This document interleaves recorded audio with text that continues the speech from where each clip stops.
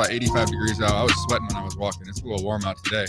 But we got a very special guest in the studio. We got Aaron Terry, been the D-line coach at Iowa Western for 9 years, right? It's been going on 9 years. Played at Northwest Missouri State, D-tackle, also a wrestler. And we're happy to have you in. Yeah, appreciate you having me. Hell yeah. Excited to be on the show today. Yeah, we're excited to have you. You got a lot of great experience coaching, and I've had a few coaches on, and I like to just talk about kind of getting your perspective on football and things you've learned as you've gone on. And I'd love to just start by, like, where'd you grow up and how'd you get to Northwest Missouri State? Yeah, so I'm originally from Omaha, went to Omaha North. Yeah. Had the opportunity to go to Northwest Missouri State and play, and so I come from a football family. So my grandpa started one of the first youth little leagues in Omaha. Bob Boswick back in the 60s, Little Vikes football. And then growing up, my uncle, Scott Boswick, was the D coordinator at Northwest Missouri State. And then my other uncle, Chad Boswick, was a little bit younger, but he ended up going down and playing at Northwest Missouri State. And then when I was a freshman down there, Chad was GA, and uncle was obviously still the D coordinator. So we kind of went through the years down there, and then going into my senior year, my uncle Scott was promoted head coach, but 6 months into the job, he passed away of a heart attack. Oh, I'm sorry to hear that. Yeah, but and then Chad was coaching at Central Missouri at the time, and then they ended up bringing him back as a linebackers coach once Chad or Scott passed away, and Chad's now the D coordinator down there at Northwest. So that's kind of the family ties of everything. I always wanted to play Division I, but I knew at the same time, it's Division II. Northwest Missouri State, and we've had a lot of success. Played a lot of success. Like five straight national championships. In my time down, I was down there. So it was a lot of success. Mm-hmm. That's a lot of national championships. Yeah, that's a lot of national. So how was it growing up in that football family? Was it real intense? Everybody was competing with each other. Yeah, well, it was fun. The youth little league. There was in program. So like we had 8 minor league teams, 8 PB teams, and then junior varsity and varsity for the 7th, 8th graders, So growing up, there was a lot of family, cousins, uncles. They were all coaching within it, So like I was pretty much coached by a family member pretty much my whole career, Wow. And that's just part of, I think, the family ties of everything. But, that was pretty cool kind of growing up. And then, once I got the opportunity to coach after I was done, I was like, heck yeah, let's do it. Hell yeah. The Iowa Western's a great spot. I did not know what I was walking into. I really had I hadn't followed much JUCO football, and I never played at that level, and I really didn't know what I was getting myself into, but it's been awesome, man. No, it is. The culture in the program is probably the best I've been around. I've been a lot of places. Like it's really, for a JUCO school and kids only being there a year, maybe 2, 3 at the most. I think Stroh's been able to build a really amazing culture there. Absolutely. Yeah. Well, the structure is good, and it's, with the turnover year in and year out, it's the next get in, and obviously sometimes you have some bad apples within those times. But you're gonna have a couple. That's part of, I think, any program. Yeah. It's just more managing those guys and trying to get them to buy in as much as they can, for sure, especially in a short period of time like that. Yep. Which is hard to do sometimes. Absolutely, it's hard to do because we got 200 kids at fall camp, and somebody's going to see themselves at 8th on the depth chart. It's like how do you go about kind of keeping those type of guys motivated and knowing, okay, your time's not now, but your time might be next year, it might be in the future. If you keep working at it, your time could come. Like, how do you kind of approach that with keeping guys motivated? Yeah, the biggest thing is every kid that comes in the program, what is your goal? And a lot of it is obviously playing Division I and obviously winning the championship. So it's really buying in to your role, to where if you're not playing year one, what are you doing in your redshirt fall semester to get yourself ready to play, right? And so that's the thing I like about the July term with the freshmen is you kind of can slow it down and teach them the way of what the expectations are, teach them all the little details of everything, and then when you get in the fall camp, either sink or swim, And Sink or swim. It gives them the opportunity to at least come and compete, and they find out where they're at right away. And so I think a lot of times those guys go through fall camp, and by the end of it, they know, like, hey, I'm definitely redshirting, or hey, I'm right there, to where I can compete. And so it's really just letting them understand, like, this is a process, right? And so, some of you guys want to come in and play right away, but at the end of the day, you look at the history of the program and really the history of my guys since I've been here. There's not many freshmen that do play year one, maybe 1 or 2, and then it's taking advantage of that redshirt year, growing mentally and physically. And then when your opportunity comes, are you going to be prepared for it, or are you going to be lacking? Right. And Yeah, being ready when that time comes. Yeah. so that's where those freshmen always say, like, once we have those X meetings after camp, hey, it's now until December of like what work are you going to put in now? Make sure you're in a position to compete for a spot come January. Pretty much. Yeah, so we were lifting the other day and we had all the whole defense in the room and they were squatting. And all the freshman kids, a lot of them were squatting, struggling with 225, struggling with 275. And I said, "Hey boys, I think this is going to be an eye-opening thing for you guys where if you're going to play linebacker in college football, you're going to need to be able to squat like a decent amount of weight. And you shouldn't be struggling with this weight." And so it's about, okay, you're here right now, you're at the position you're in.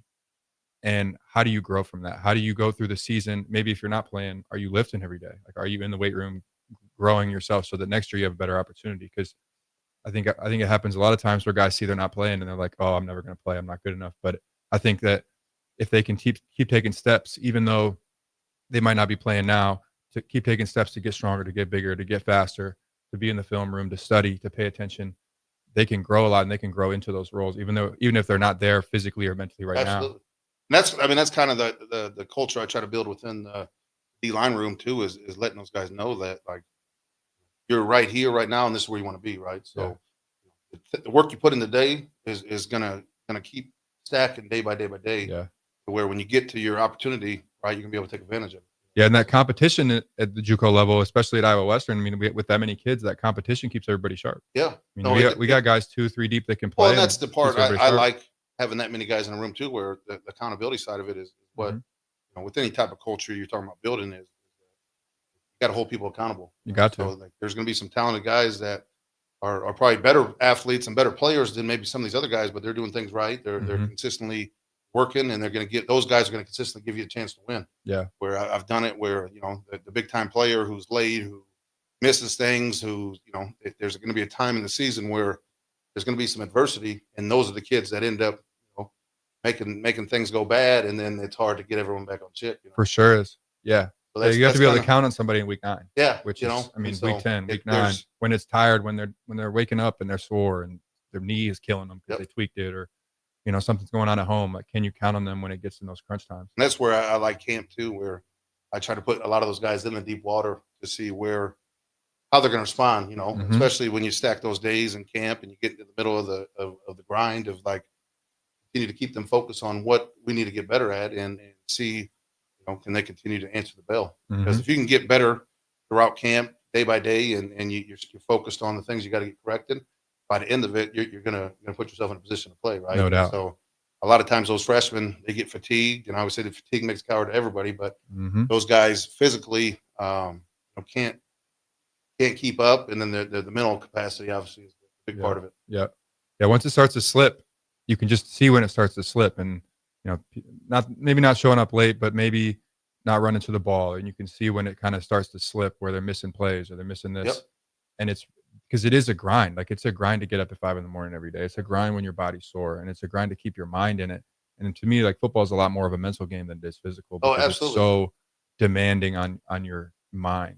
That's the big part of what I try to preach within the culture of the D-line too, is that it's the mindset that we attack every day with. Of obviously focusing on things that we can control, and then really improving on the things that are holding us back, right? And I always say it's a 3-legged stool, right? Where it's athletics, academics, and social life, right? Where within the athletics, it's drills, meetings, weights, sleeping, eating, like all the stuff that goes in with the football. Like, are you doing all the things correct to put yourself in the best position to win, right? And then you get into academics, where you don't got to be an overachiever, but you create a lot of good habits or bad habits based off of, like, if you don't feel like going to class today, you're probably not going to go. Like, can we count on you? Are you going to fail out in week 8? Yeah, for sure. Are you going to get an F? So a lot of it is if you can make yourself do the stuff you don't want to do, it's going to carry over into football too. No question. And so, and then a lot of the other part is socially too. Like, there's always a time for fun and games, and obviously in college it's a lot of fun, but there's work that needs to be done in order to have that fun too. Yeah, and socially even with family. With making time for your people in your life. Absolutely. I think that's the one thing about football as a sport that's just different than every other sport, where it's a very complicated sport as far as like a lot of people are watching, your family's watching. You got a lot of teammates. It's like a social sport too. There's a lot of different dynamics rather than just I just need to show up and be in my lane and compete. And I like that you said that it's like a three-legged stool where there's a lot that goes into it more than just being physically dominant on the field. Absolutely. Like obviously that's probably the most important part, but there's a lot of things that go into being a good player. Like how are you like do you have support from your family? Do you have support from your people and kind of all the things that go into it? When I tell those guys too, if you're lacking in one of those areas, that stool is going to tip over. You know what Yeah, I mean, so it you is. need some good balance, and Mhm. you got to have good self awareness too of Right. where you need to improve. And I think that the more you can improve in all those areas, you're going to give yourself the best chance to be the best football player you can be. Yeah, yeah, and it does take a little bit of that self-awareness to evaluate and sit there and, okay, what's holding me back right now?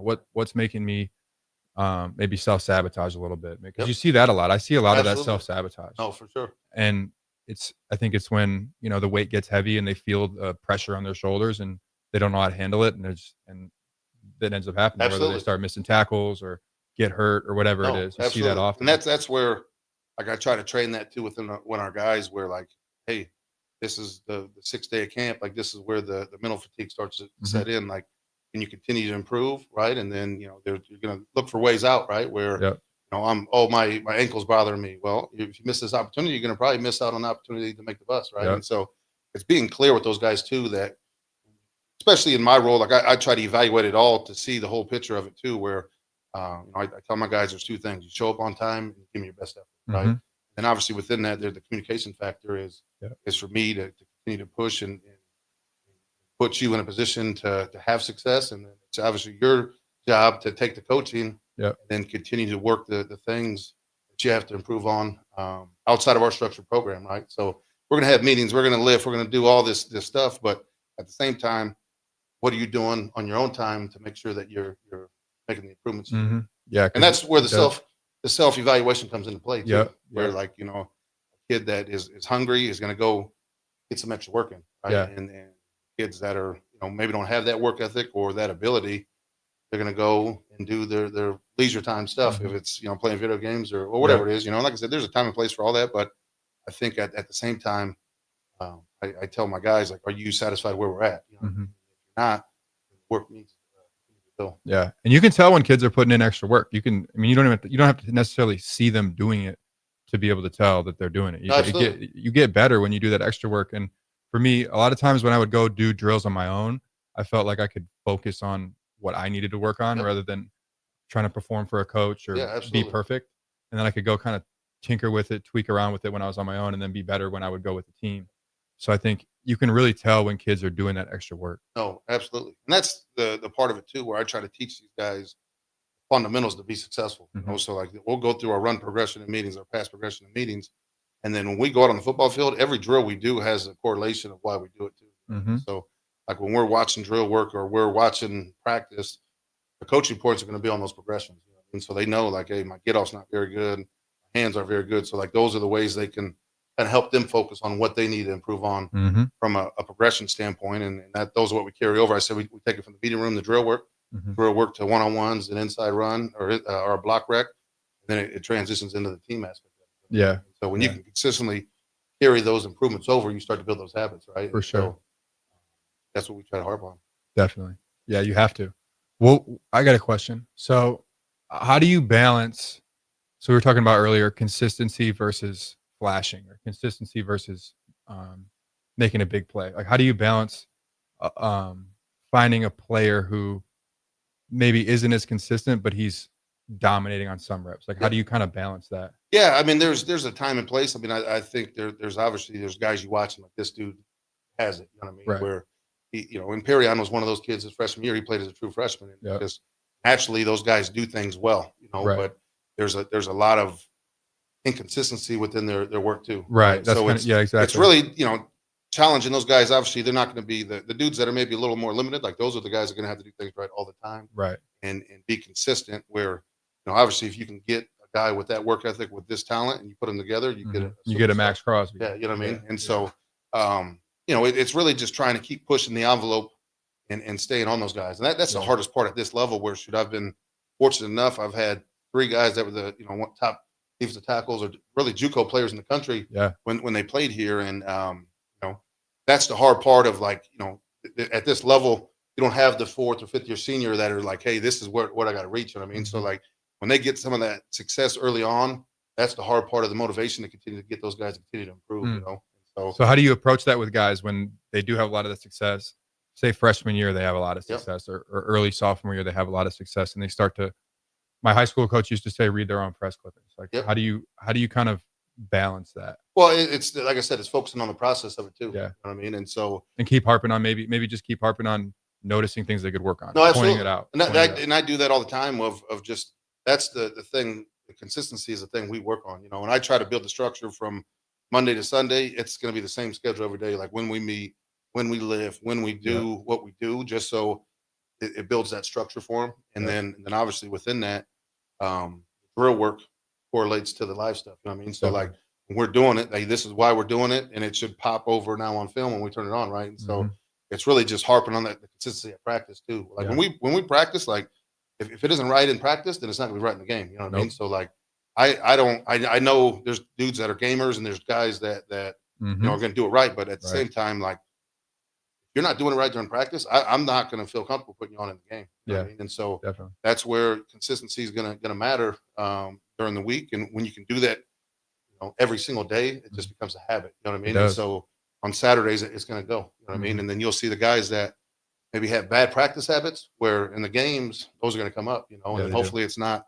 a time when you need them to make a play too. Right. But we harp on that too, where, we're going to make mistakes, and that's just part of football, it's part of life. But when we're all doing it together, my partner can make me right, or I can make you right. If we're doing our job and we're doing it to the best of our ability. Yeah. I was telling the DBs and linebackers the other day, the DBs had made a wrong check for like 3-by-1 check in a coverage. And the linebackers played what they were supposed to play, and they didn't play what the DBs told them to play. And I said, I'd rather you be wrong and I'll be on the same page than you be on different pages and one of you be right. For sure. So if you're all wrong, we're going to be all right. But if you're doing different things, we're really, it's not going to go well. And that's the game of football. You know, that's the teams that make the less mistakes are the teams that usually win. You know what I mean? And so it starts in your everyday life of things you're doing consistently. And then, like I said, there's a progression to all that stuff. Progression, for sure. Jake, how long you want to do for this first segment, Jake? I guess probably got 5 more minutes. 5 more minutes? Okay. Curious. So you've been coaching 9 years. Did you coach anywhere before Iowa Western? Yeah, so once I was done, actually my first coaching job, I flunked out of school my first year at Northwest, and Larry Morton, the head coach at North, where I played for, gave me my first coaching opportunity. Okay.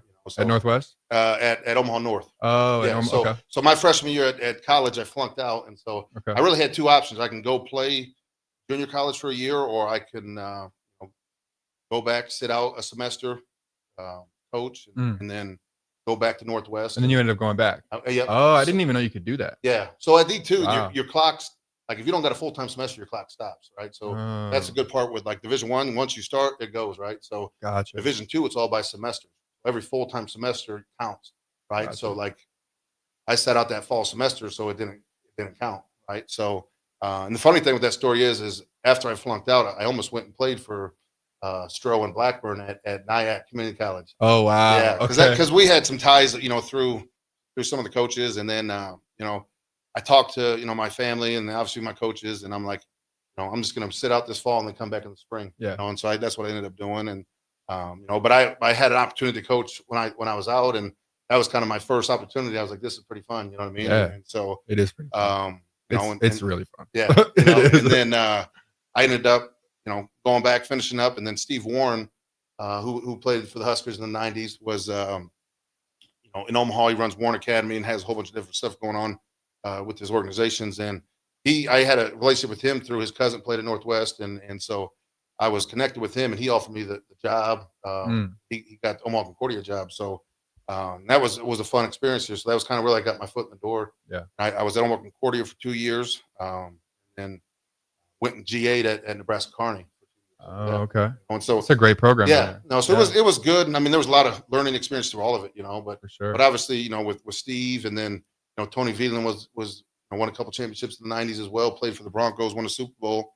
the Bullocks. I don't know if they were up. The Bullocks. You know, John was here a few weeks ago. He was on the show. Yep. And then Mark Brumgard, and there was a few other guys that throughout Jamal Lord. Yep. So we had a good little staff that was fun in it, and that was a place where there were 8 men moving to 11, and it was like football was a hobby. You know what I mean? So like they were into all these other activities. So we had to kind of change the culture there, and we won like 3 games the first year, and then we won 4 the next. Yeah. Kind of changed the role of what they never won a football game before that. You know what I mean? So then that's a really good point, and that's very true. Is if you have people in the if the majority of the building, if football isn't their priority and it's not the number one thing in their life, you're not going to be very absolutely good. It's just not going to. It has to be that we, thing. We won games though, so we got it kind of going in the right direction, and then Steve ended up taking another job, and I ended up getting an opportunity at Nebraska Kearney where that staff down there were all Northwest Missouri State guys. So it was they were here. The D coordinator Ken Gordon was here recruiting in Omaha, and I went and had dinner with him and kind of was showing him the ropes of where he should go, and we got to talking, and he was like, "There might be a GA opportunity coming up," and I'm like, "Heck yeah, I want that." Yeah. So if it opens, let me know, and so that's how I got my foot in the door there. That's awesome. So first of all, what was it like transitioning from being a player to a coach? Because I'm kind of in that right now, where it's my first 4 or 5 months coaching. What was your experience going from playing and then getting into coaching? What did you learn? The things that how did you navigate that? Yeah, I always was kind of, especially the culture that at Northwest was kind of instilled in you, is like, this is what you do. You know what I mean? Like it was all for, second. It wasn't like you had to think of it. It just was the way of how everything was done. You know what I mean? And that's where there was a lot of success too. But that's how I went into high school and went to Kearney. Like it was always like, this is how it needs to be done. You know what I mean? And so you early on, you want to make sure everything's perfect and stuff like that. But then, as I got, going in through the ranks, like obviously the relationships is always a big part of it, but it's about that process, where when you're going in and starting something new, like you're not going to win the championship day one or year one, really. I mean, nowadays I think with the portal you may have a chance, but it's about really starting the process of like, these are the expectations of what we want to do. These are the goals of what we want to do, and they got to align on a daily basis. Right. So it's really just building those relationships with the kids, and then kind of slowly going through the process with it, where like this is how it has to be done. And when you make a mistake or things aren't right, you got to get them corrected, or these are the results you get. And so and that was kind of, I think, a hard part at Kearney for a lot of those guys, where that year one was all the leftover guys. And so. Northwest was just coming off of back-to-back national championships when I took the job, and I was telling those guys like, with the film study on our own, that was just what we did. We woke up at 5 a.m. every morning, went over to coach's house and watched film. We went and watched film, hour, 2 hours a day, and that's was just part of the culture. You know what I mean? And so like, these guys trying to get them to come up early, like it was like pulling teeth, what I mean? And just like the little details, you know what I mean? So there's just winning habits and winning cultures that, it's obviously once you can build it, it's the players that got to establish it. For sure. But that's always the hard part, I think, early on. And any of it is just trying to put your implement on it, what you want, and getting the guys to buy into it. For sure. And you can tell pretty quick. I've been a bunch of places now, and you can tell pretty quick when it's a winning culture and when it's not. Absolutely. Within the first few months of being somewhere, it's pretty obvious when a place is dialed in, when they're focused. You can that's the thing. That's what I've been doing this vacation every year, for the last 6 years. And so my first year had all freshmen, So like going in year 2 was good because everyone kind of knew the expectation. And then, now it's kind of built like that too, where, you really get those freshmen to buy in that red shirt. And then, when they get their opportunities now they know the expectations. So we got 7 D linemen that played last year. We got 4 or 5 D linemen that redshirted. So like you have a lot of guys with those expectations. So like this is a great time for them where they can start working on their leadership skills too. We're like, I'm gone.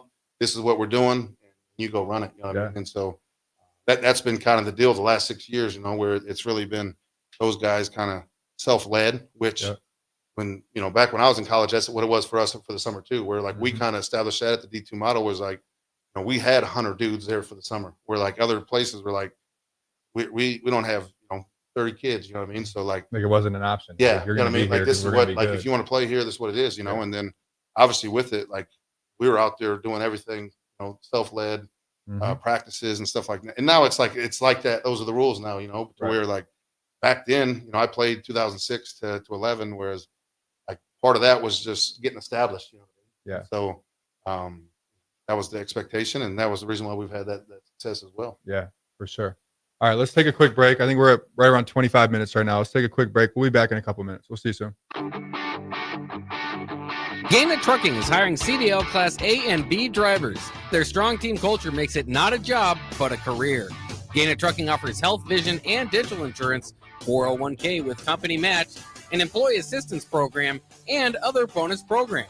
Build a better career today with great team culture at Gaina Trucking. Learn more and apply today at GainaTrucking.com. Shopping for new flooring is different today. Getting your questions answered, making the right selection, getting the best value, and installed quickly and professionally. Visit ostreetcarpet.com or shop our store. We'll answer all your questions and help you make the right choice. You'll be enjoying your new floor in just days for less than you'd pay elsewhere. Carpet, vinyl, wood, laminate, tile, and area rugs. We've got it all. O Street Carpet. 1732 O Street. Family owned and operated. Always the best value. Get rid of pesky critters once and for all with Bats to Rats. Their expert team is here to help you reclaim your home. No more sleepless nights caused by crawling critters or flapping wings. Bats to Rats ensures a safe environment for every family member. Check the website at batstorats.com for amazing offers. And if you mention this ad, you'll receive $10 off your initial inspection cost. Call Bats to Rats today at 402-781-8691. That's 402-781-8691. Bats to Rats.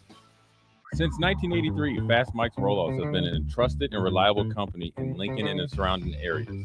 Fast Mike's handles all sides of construction projects, home renovations, or big cleanouts. With the perfect size dumpster to fit your needs, Fast Mike's Roll-Offs will haul it all. With same-day delivery in Lincoln, affordable rates, and top-notch service, Fast Mike's Roll-Offs make cleanup quick and easy. Call now at 402-450-6828 or visit us online at fastmikesrolloffs.com. Book your dumpster today. Fast Mike's Roll-Offs, cleanup made simple. Looking for a financial partner that truly makes a difference? Modern Woodman is a member-owned fraternal financial services organization. We can help you plan for all stages of life, from protection to saving to retirement. We also offer member benefits, social activities, and volunteer opportunities to help your family and community. I'm Sean Erickson, your Modern Woodman representative in Lincoln. Call me at 402-483-6515 to start the conversation. Modern Woodman of America, touching lives, securing futures. Attorney CPA Joe Cordell. Hopefully you and I agree that you should do everything you can to save your marriage. Divorce is hard, expensive, and its outcome is usually not all you hope for. However, when doing everything has failed, when divorce remains as your last option, consider Cordell & Cordell as your first choice to help you through the divorce process to a better place on the other side. We've been a partner men can count on for more than 30 years. Let us be that partner for you. The attorneys at Cordell & Cordell work to help men maximize their role in their children's lives. Schedule an appointment with one of Cordell & Cordell's Lincoln area attorneys, a partner men can count on. 402-858-3220. That's 402-858-3220. Online at CordellCordell.com. That's CordellCordell.com. Office in downtown Lincoln. 1221 N Street, Suite 801, Lincoln, Nebraska 68508. Are you ready for a new opportunity? Check out Sandhills Global. Join a dynamic team where your skills are valued and your career can soar. We offer full-time positions with a 4.5-day work week, competitive pay, excellent benefits, and a positive work environment. From IT and marketing to sales and finance, we're looking for talented individuals just like you. Apply today at sandhills.jobs and take the first step towards an exciting future. That's sandhills.jobs. Don't wait, apply now. Breaking here at the news desk. When you stack Allo Internet, DirecTV, and mobile, you can lock in your price for 2 years. Sources are confirming that when you stack Allo Internet, DirecTV, and mobile, your monthly price drops and you're locked in for 2 years. That's fiber fast internet, premium streaming TV, and reliable nationwide mobile coverage. And this just in, you must switch by Labor Day to secure that locked-in pricing for 2 years. Switch, stack, and save at allofiber.com/stack. Nebco is hiring CDL drivers for ready-mixed concrete in Lincoln. With 3 plants across the city, there are plenty of opportunities to start or grow your driving career. They offer great pay, medical and retirement benefits, paid time off, and they cover the cost of CDL training. Apply today and receive a $2,500 hiring bonus. Since 1908, it's the employees that have formed the company's solid foundation. Start your career today with Ready Mixed Concrete. Visit nebcoinc.com. That's NEBCOINC.com. 93.7 The Ticket is proud to provide listeners with daily opportunities to win contests and prizes on our airwaves, and would like to take this opportunity to remind you of a couple rules. All participants must be 21 or older and must wait 30 days after winning a prize to participate in another contest. Once you win, you have 30 days to pick up your prize at the KNTK Studios, 1040 O Street in Lincoln, or your prize will be forfeited. Thank you for participating in our contests, and thank you for listening to 93.7 The Ticket. Back to 6 p.m. in Lincoln with Chris Kolarevic, sponsored by the Teammates Mentoring Program on 93.7 The Ticket and theticketfm.com. All right, we're back. We're back. Is the mic working? Mic's working. All right, we're good. Sound better here? Good to go. So we were just talking in the break about AT's nephew just got to Nebraska. He was Nebraska Athlete of the Year as a wrestler and football player. Now he's over playing football at Nebraska. Going to be a nose guard. Pretty excited to see Terry on the back of that Tyson uniform. Terry. Yep. He had a heck of a high school career, and I think obviously once that ACL injury happened his senior year, he wanted to get a fresh start and get down here as soon as possible. Yeah. But then once he rehabbed it up and got out there and wrestled a little bit, he was like, "Hey, let's give it a shot and try to make history." And so that's what he did, and it kind of prolonged his surgery, but I think he kind of already had the mindset, let's go try to accomplish this, and then I'll take my redshirt year of rehab in my knee. If I'm a football coach, I would love to see that. Just the competitiveness. And that was a cool part about Rule is obviously I think all the coaches wanted him to get the surgery and this not mess anything up even worse, but they Rule gave him the support, like, hey, this is what you want to do, man, do it.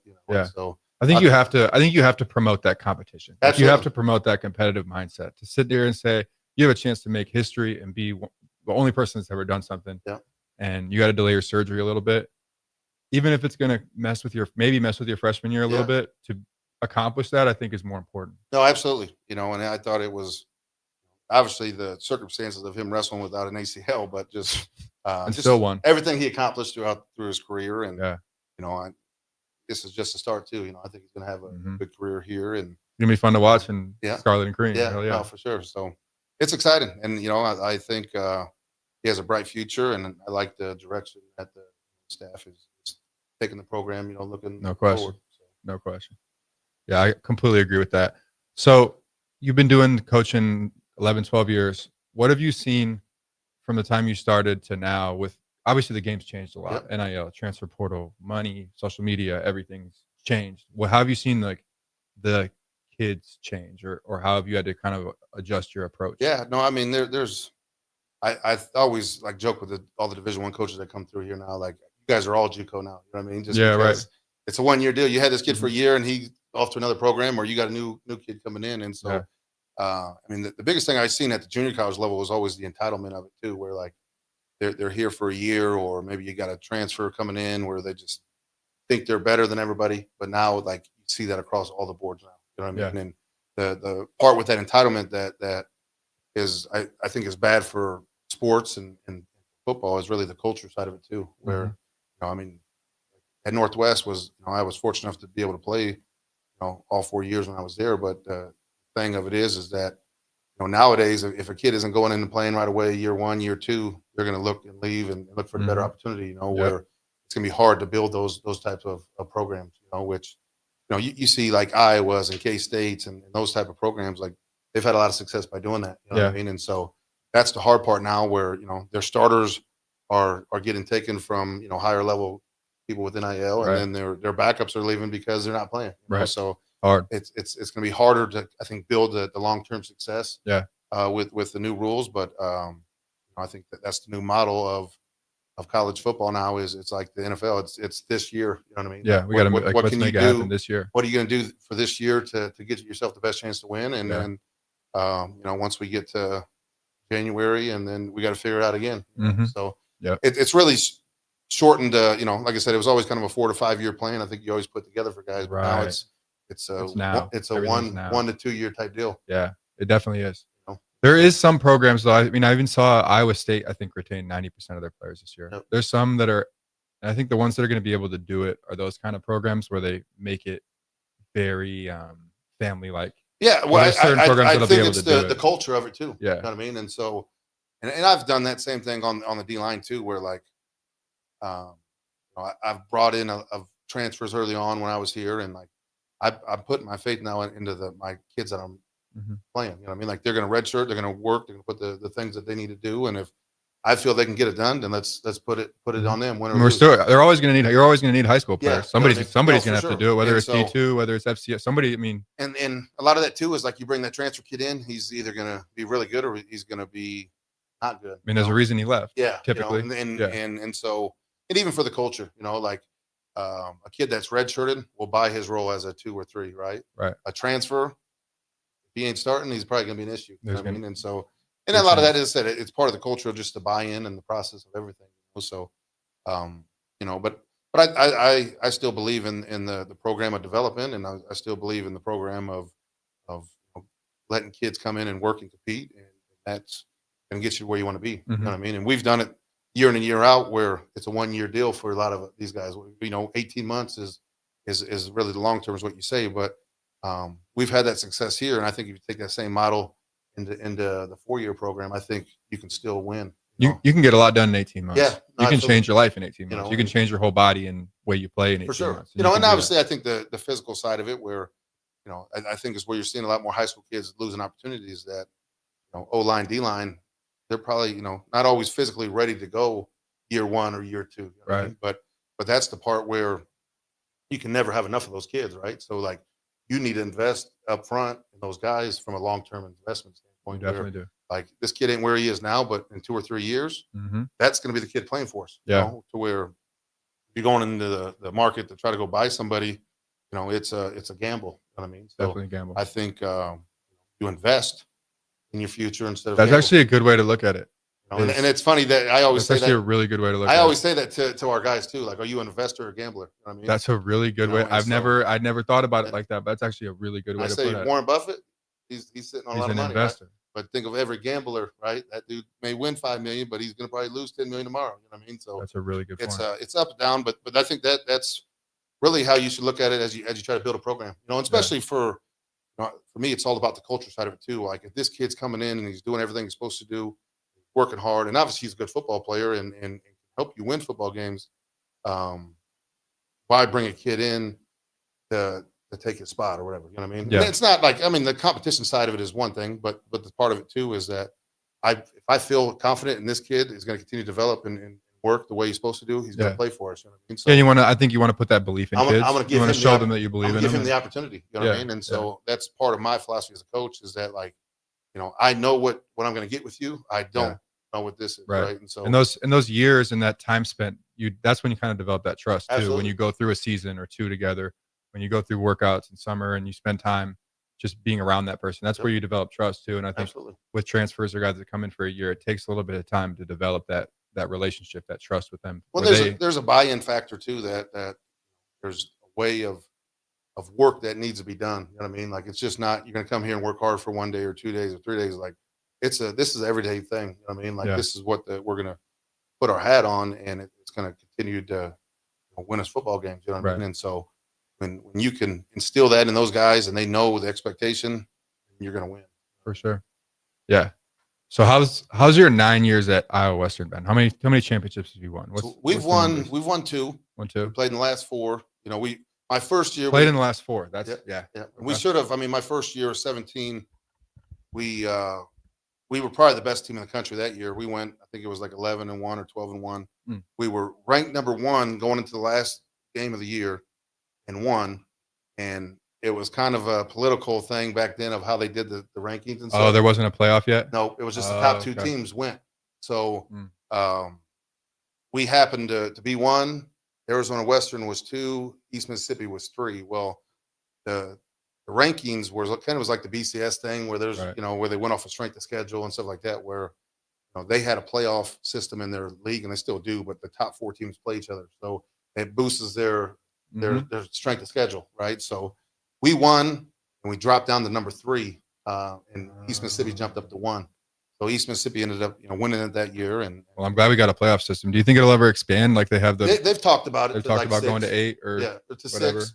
To where there'll be 2 probably buys, and then the other 4 teams will play. But I've always said if we have a playoff system, we're going to beat it every year. Yeah. And every year I've been here, we've been in the top 4. Yeah. And it's been a fun ride. And so. We kind of got over that hump, and like I said, once we started the playoffs, it's given us the opportunity now to compete, and that's kind of what we've always. And we got obviously talented football players, but we get better as the season goes based off our development, and then when we get to the playoffs, like that's when we're playing at a very high level. Right. So I think that's what has separated us since we've gotten this opportunity to play in the playoffs, is that we played in the championship every year. Yeah. So how do you get it? How do you make a team better at the end of the season than when they started the season? What are you implementing during practice throughout the season? How do you kind of keep progressing as the season goes on? You got to just, as a coach, evaluate what you need to improve on.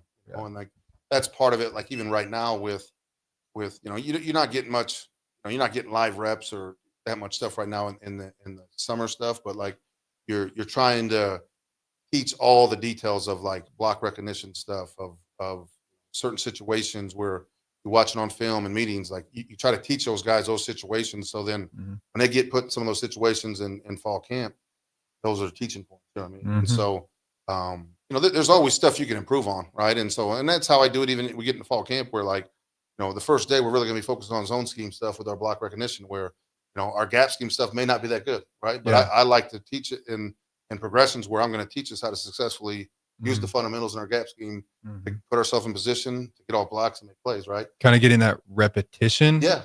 Start getting the repetition at each one so you can see it and get that muscle memory. So you're not just all over the place. Let's put it all in at once. You start to understand it too. Yeah. I mean, and that's on the same way within our scheme install too, is that like we can install stuff every single day, but like if we're not getting good at why we're doing this and getting those reps, like you're not going to get fully confident in it. You know what I mean? And then you're not going to get the production you want. So I think, as the season goes, though, to answer your question, like you always find stuff that you need to improve on. You know what I mean? And so like, obviously I tell my guys, like, we're going to have our base fundamentals that we're going to do every single day. And then our individual practice time is when now we're going to focus on the things that we need to improve on, right? If it's transition pass rush, if it's getting off blocks, if it's whatever it is, you got to continue to identify it as a coach too, to where like, I tell my guys, like, I don't care if we're playing, Hutch week 1 or we're playing, Ellsworth week 1, like further the focus is going to be on us of what we have to improve on. You know what I mean? So like, those are the aspects of going into each week. Like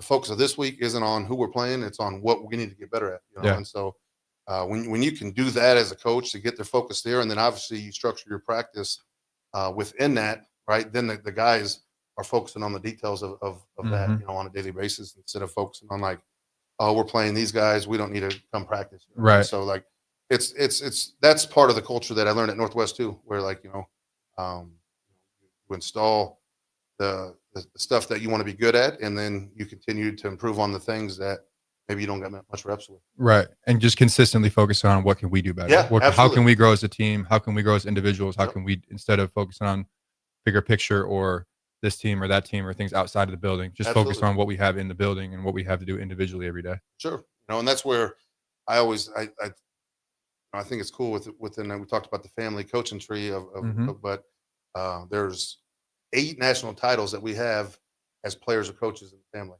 And then we played in or coached in 14 of them. That's a lot of rings. He does have a lot of rings. I've seen his ring little case, the ring case. Yeah. There's a good, what is there, 8 in there? Yeah, Or for you, what do you have, 6? Yeah, there's 6. My mic's being a little weird right now, Jake. Are you hearing that? Yep. My mic's being a little, part of it's not, it's like kind of working sometimes and I'm kind of moving my voice around it. It's kind of not, that better? Oh, okay, right there. If I go right here, it works perfectly. If I'm up here, it's not so good. We can try Mike 2 here in a second. Yeah, let's take a quick break. Let me try and get this figured out. We'll be back in a couple minutes. Saturday. Eagle Raceway is open for a full season of dirt track racing action every Saturday night. Don't miss the epic battles on the high banks of Eagle Raceway each Saturday between the Nebraska Septic Sprint Cars, Nebraska Lottery Modifieds, Avid Realty Sport Mods, Valentino's Hobby Stocks, and A1 Iron Stock Cars. Let's go racing. Eagle Raceway, just 10 miles east of Lincoln on O Street. Check out the full schedule at eagleraceway.com.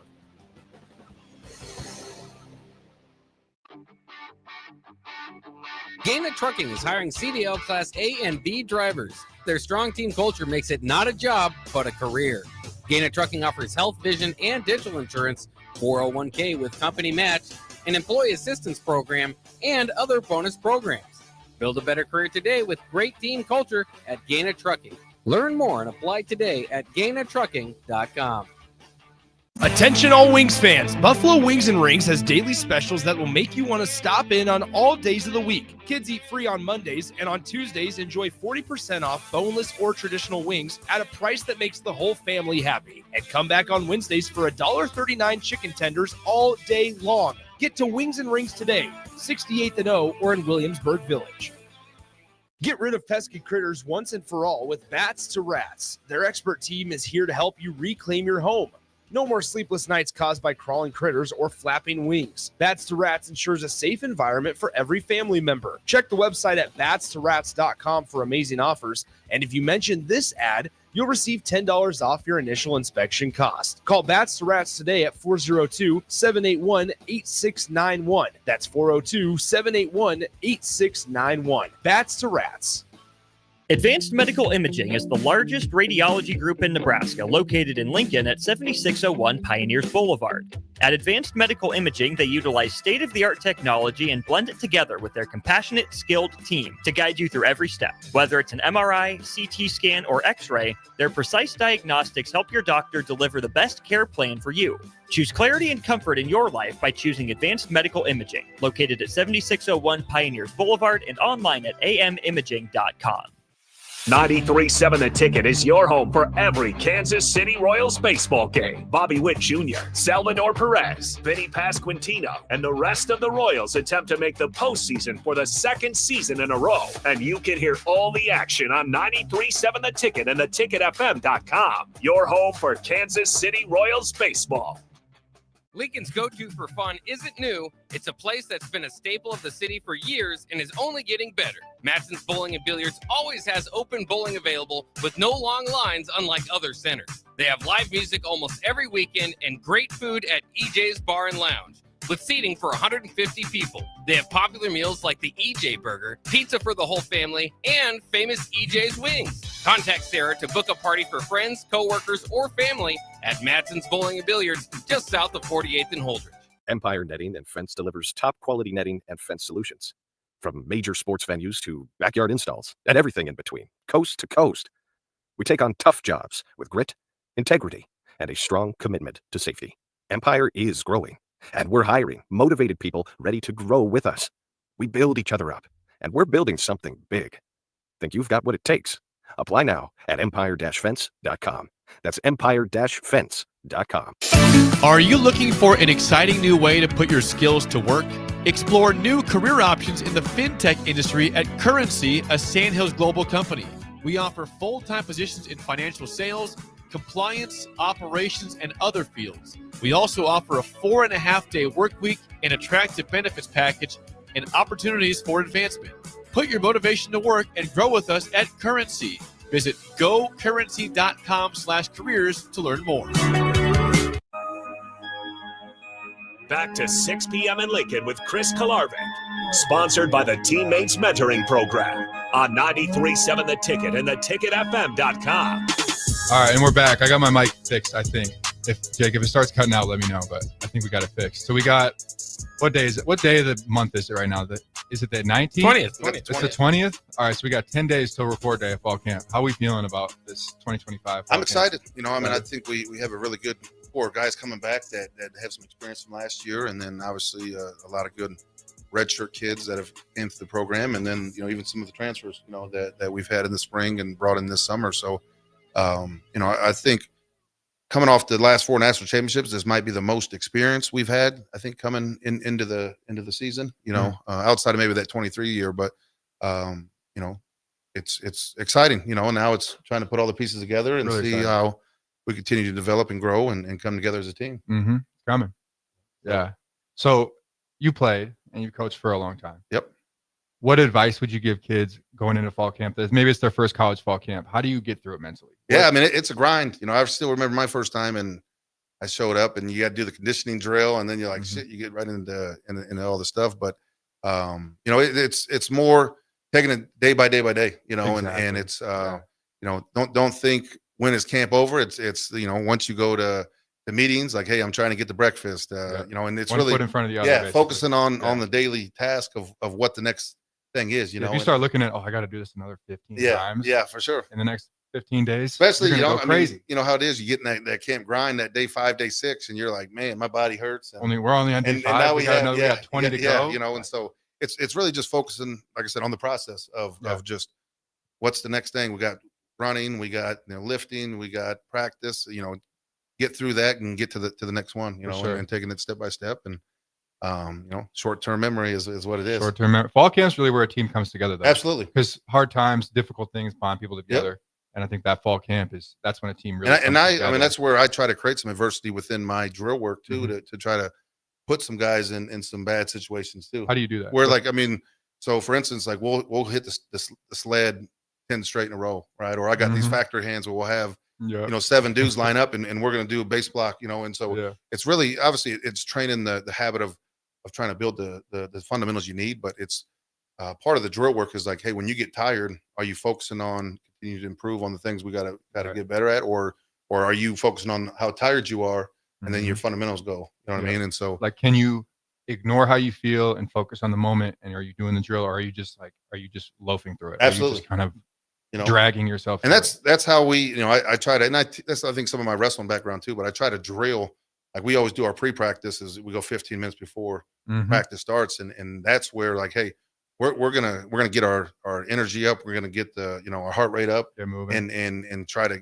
get us tired right away. So as we go through practice, like, we're not just going through the motions, like we're trying to continue to improve, so when you're going for your 3 hours, we're focused at a high intense energy, you know what I mean? So we try to train that. And that's where, like, when you get in the drill work sometimes too, where like day 7 of camp, you're not feeling the best, you know what I mean? But when coach is like, hey, we got 10 reps here in a row, like that, you get put in, in deep waters. And I always say, get comfortable being uncomfortable, you know what I mean? And so you see how guys respond. And that's, I think you learn a lot about a guy when he's tired and at practice.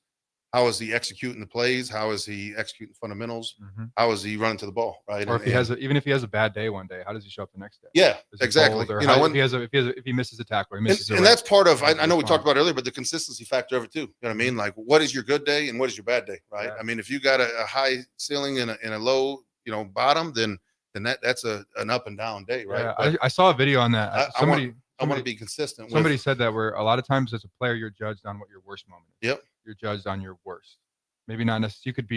Your great could be up here, but if your worst is down here, you're going to get judged by exactly. what and that's where we're going to beat this team this week, and then we're going to lose this week. You know what I mean?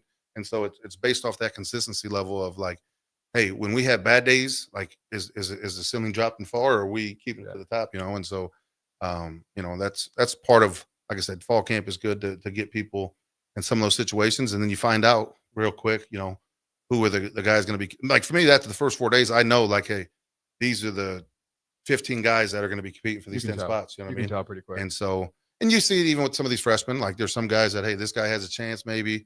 But I never put my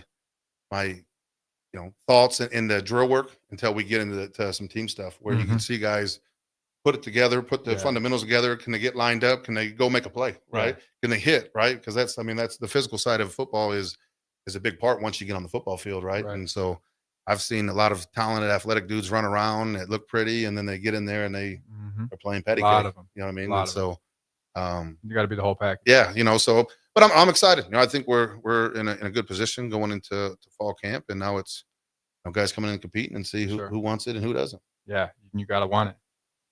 What was I going to ask? I had a question. Oh, you know what?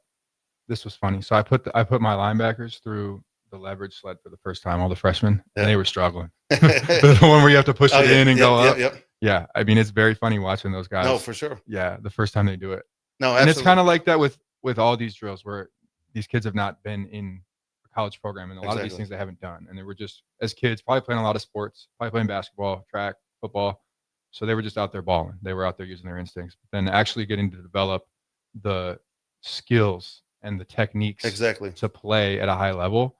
It's funny kind of watching them have to do it for the first time. Absolutely. Because they look like a puppy. No, You know, for like a sure. little puppy. And then you see them do it a few times, and then by the third time they do it, it's like, oh, okay. They this is start not to that bad. start to Yeah. understand it. No, absolutely. And that's the part of like I always tell my freshmen, like, listen, this guy's been here for 12 months. He's been here for 18 months. Like he's been doing this stuff every single day. Like Right. if you want to play, like what are you going to do to separate yourself from them now? You know what I mean? Because they obviously got the advantage because they've been doing it, right? And so it's about mastering. I always tell my guys, if you can master our drill work, it's going to master the techniques that you need to. It really does translate on the football field. And that's why I think it's important that your drills correlate with that. No question. All right, I'm hearing the music. It's about time to be done. This was a fun show. Yeah, Thanks for I coming appreciate on. you, man. Appreciate you having me. Definitely. All right, we'll see you guys next week.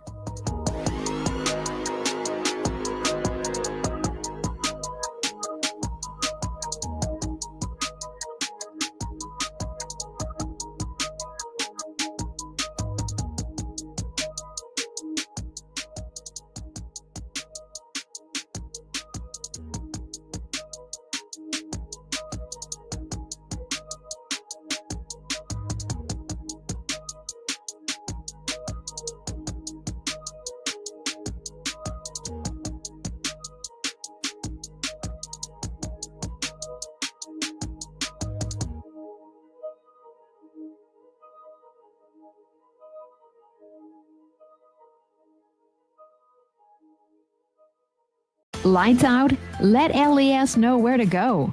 Powerline matches your phone number to your service address so LES can respond to outages